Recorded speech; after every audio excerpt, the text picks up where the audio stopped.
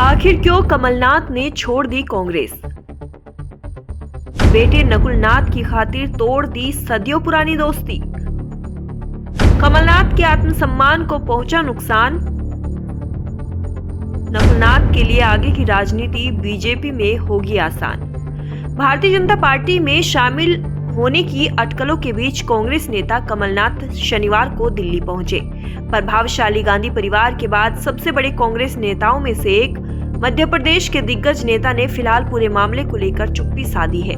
हालांकि यह पूछे जाने पर कि क्या वह बीजेपी में शामिल होंगे, मध्य प्रदेश के पूर्व सीएम और कांग्रेस नेता कमलनाथ ने कहा कि आप सभी उत्साहित क्यों हो रहे हैं, यह इनकार करने के बारे में नहीं है। अगर ऐसा कुछ है तो मैं आप सभी को सूचित जरूर करूंगा। इससे भी महत्वपूर्ण बात यह है कि उन्होंने शामिल होने की खबरों को खारिज नहीं किया है और ना ही इनकार किया है, और यही कारण है कि कयासों को बल मिल रहा है।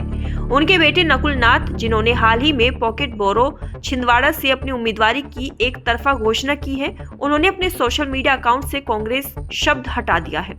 ऐसे में सवाल उठ रहे हैं कि आखिर इंदिरा गांधी के तीसरे बेटे के तौर पर देखे जाने वाली कमलनाथ का कांग्रेस से मोहभंग कैसे हो गया। कमलनाथ के करीबी सज्जन सिंह वर्मा ने संकेत देते हुए उनके बॉस का अपमान हुआ है ऐसी बात कही है। उन्होंने कहा है कि नेता के आत्मसम्मान को ठेस पहुंची है। उन्होंने कहा कि राजनीति में 3 चीजें काम करती है: मान, अपमान और स्वाभिमान। जब इन पर चोट लगती है तो इंसान अपने फैसले बदल लेता है।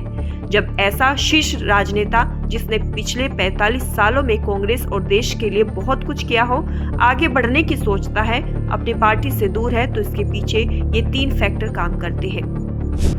कमलनाथ की नाराजगी की एक और वजह बताई जा रही है। कमलनाथ अब 78 साल के हो चुके हैं। वह राजनीति में कितने सालों तक सक्रिय रहेंगे, इसको लेकर भी सवाल है। फिलहाल भाजपा कमलनाथ की गढ़ छिंदवाड़ा को लेकर काफी अग्रेसिव है। छिंदवाड़ा से उनके बेटे नकुलनाथ सांसद है। छिंदवाड़ा में कमलनाथ का घेराव करने के लिए कैलाश विजयवर्गीय जैसे बड़े नेता को भाजपा ने प्रभार दे दिया है। 2023 के विधानसभा चुनाव में छिंदवाड़ा की 7 सीटों पर कमलनाथ के नेतृत्व में कांग्रेस को जीत तो मिल गई, लेकिन अंतर बहुत कम रहा। ऐसे में कमलनाथ अपने बेटे नकुलनाथ के भविष्य को लेकर चिंतित है। कांग्रेस की वर्तमान स्थिति को देखते हुए वह अपने बेटे को भाजपा में सेट करने की कोशिश में है। इससे उनका गढ़ छिंदवाड़ा का किला भी बच जाएगा और नकुलनाथ के लिए आगे की राजनीति आसान हो जाएगी। कमलनाथ को गांधी नेहरू परिवार का काफी करीबी बताया जाता है।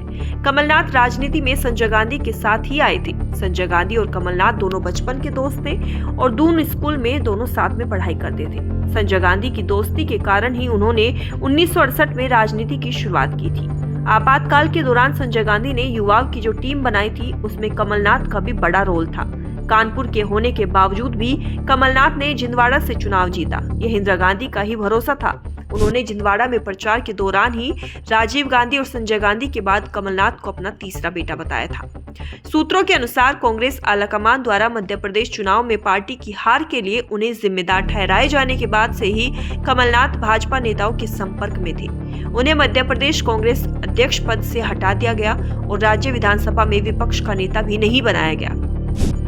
राज्यसभा उम्मीदवारी के लिए अशोक सिंह के नाम की जब घोषणा हुई तो कमलनाथ नाराज नजर आए।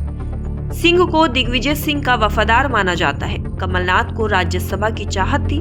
इस बीच कांग्रेस पार्टी ने कमलनाथ को इंदिरा गांधी का तीसरा बेटा कहकर शांत करने की कोशिश की।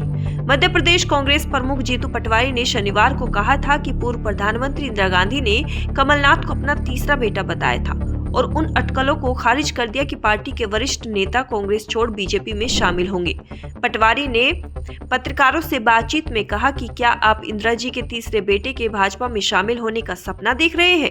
उन्होंने कहा कि कमलनाथ बुरे दौर में कांग्रेस के पीछे चट्टान की तरह खड़े रहे। जब ज्योतिरादित्य सिंधिया ने मार्च 2020 में भाजपा में शामिल होने के बाद कमलनाथ के नेतृत्व वाली सरकार गिराई थी।